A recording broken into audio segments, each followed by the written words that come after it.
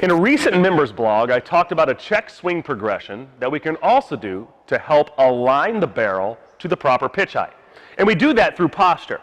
But what I find is there are some players that misalign the barrel to the ball underneath the ball consistently.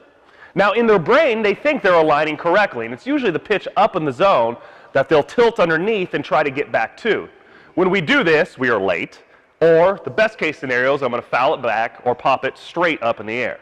And that's why you see that the high strike, four-seam fastball, 95 and above is so popular at the big league level, is because on a pitch that's down in the zone, I can misalign posture above it and still get down to it in the turn.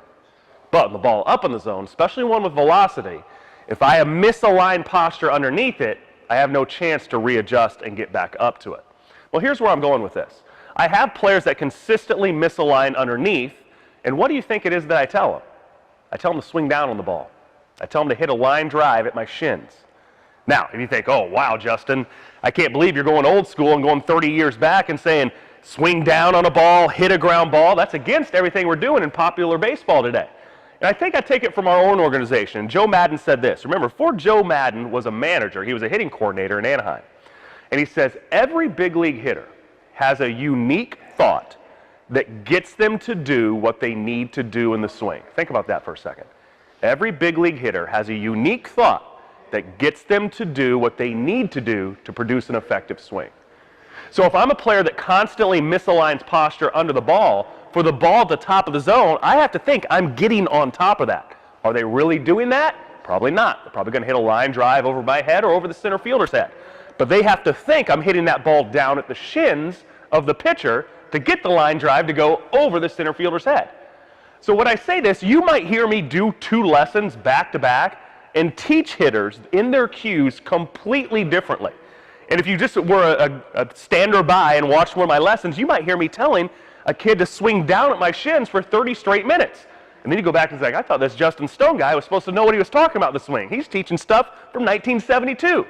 But it's what I have to trick the player's brain into doing to get them to do what I need them to do. Say whatever you have to say. If it means telling the player that he thinks he needs to stand on his head in the batter's box to get him to produce an effective swing that allows him to launch the ball over the center fielder or left fielder's head, then that's fine, right? So don't get so caught up in semantics of saying everything that I say has to be Twitter-worthy or it has to go in a textbook and be in perfect form. It's just getting the player to react the way you need them to do, and you have to say anything that you can to get them to do that, and a lot of this goes to trial and error. You have to find what sticks in the player's brain, and that's going to be unique to them. Every player is going to react differently to the way they process terminology, the way they process cues, and the way they process feel. So that's where it goes to the experience level of the coach to get them to react in the way we want them to react. So until next time, and this is Justin Stone with EliteBaseball.tv, and we'll see you on the field.